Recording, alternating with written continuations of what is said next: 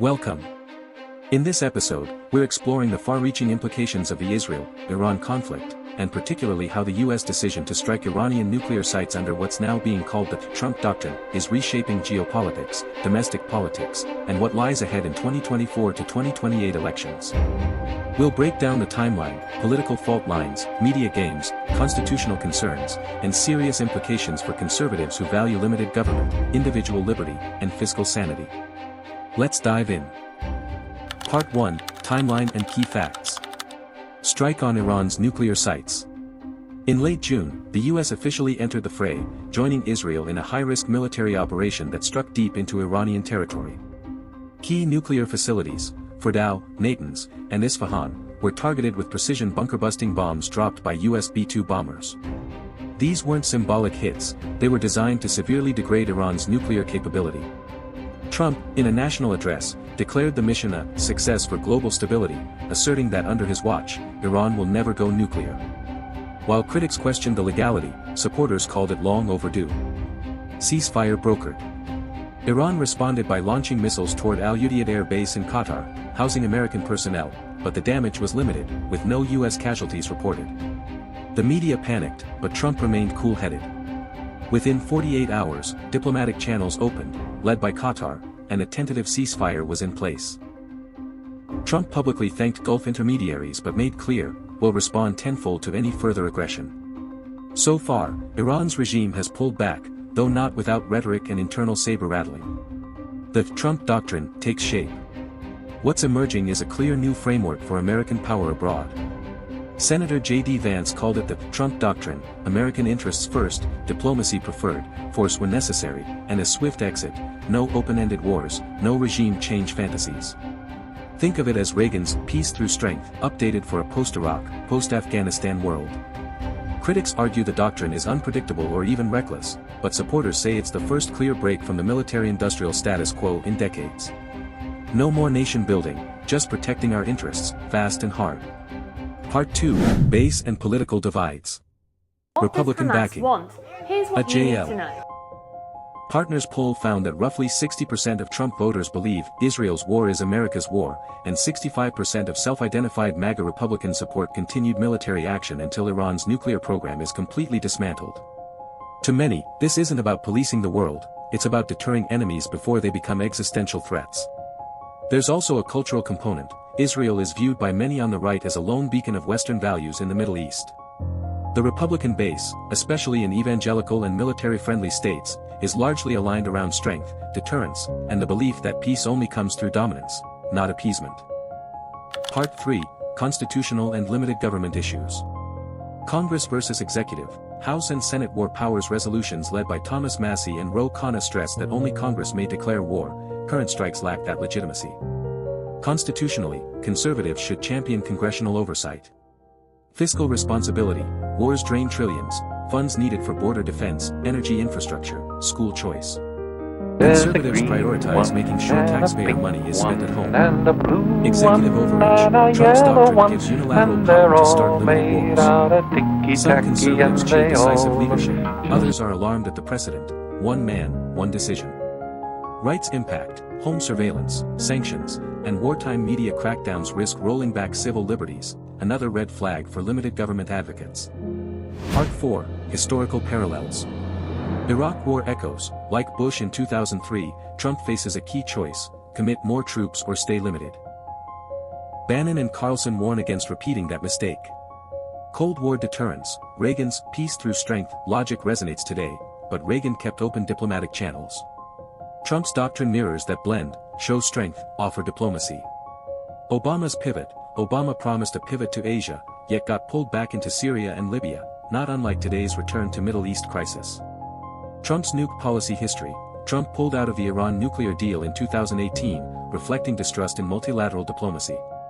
Now, direct action is seen as consistent with that approach.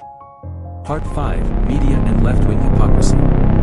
Fox pushing war and legacy, Hannity and Levin celebrated the strikes, with some calling for Nobel Peace Prizes or even Trump on Mount Rushmore. Conservative media reinforces strong leadership. Liberal media contradiction, MSNBC and CNN denounced this as militarist, yet cheered U.S. moves in Ukraine. Same tactics, different headline depending on who's president. Democratic precedent skipping. Biden sold aid to Israel and Ukraine as moral imperatives. Under Trump, it's warmongering. The inconsistency is blatant. Right-leaning dissent ignored, critics like Carlson, MTG, and Massey are marginalized despite their consistent America First, limited gov stance. The media frames them as fringe. Part 6, Polls, Risk and Public Perception. Public weariness, Americans remain highly skeptical of new wars. Polls show only around 37 to 40% believe the strikes on Iran made the U.S. safer. Support for prolonged involvement is tepid at best, even among conservatives. After Iraq and Afghanistan, voters are demanding more clarity and less ambiguity. GOP base fracture, among Trump supporters, about 60% back his handling of Iran, but younger Republicans and libertarian-leaning conservatives are far less enthusiastic. There's a growing divide between traditional security hawks and non-interventionist nationalists who say America's focus should be on the southern border, not the Middle East. Independent voters swing, independents are especially wary. Only about 30% support the strikes, making this a potential vulnerability in the general election if the situation escalates. Trump can't afford to ignore this, but he can shape the narrative. Strength without occupation, action without entanglement. Iran's internal pressure, over 60% of Iranians reportedly blame their own regime for economic collapse and support some form of normalization with the U.S.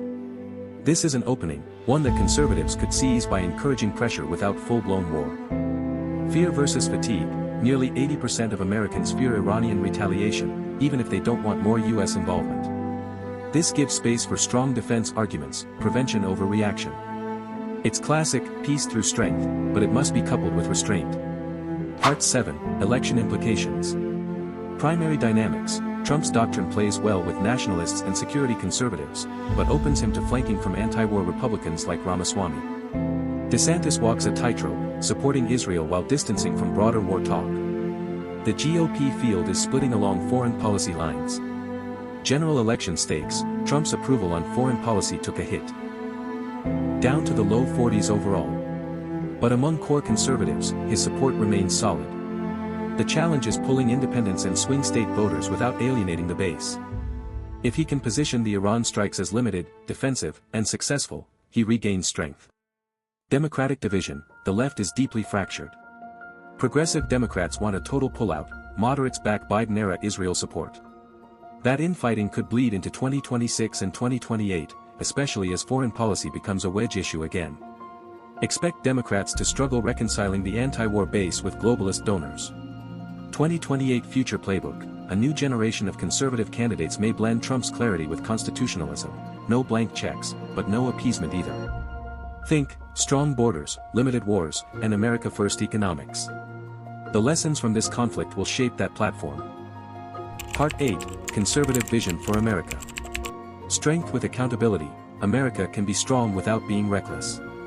Conservatives should push for military action only when constitutional, clearly defined, and time-limited.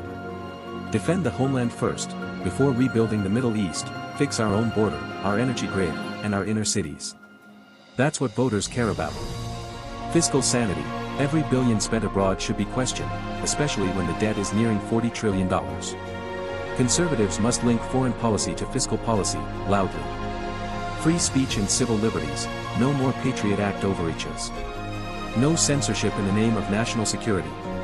A true conservative response balances security with liberty, always. Hold the media accountable, call out the double standards. War is good under Democrats, reckless under Republicans. Americans see through that. It's time the media got called on it, consistently. Conclusion and call to action. The future of the U.S. and the conservative movement may be shaped by how we respond to moments like this. The Trump Doctrine, like it or not, has put America back in a position of strength. But with that comes responsibility, to our Constitution, our economy, and our people. This isn't about cheering on endless war or pretending everything was perfect.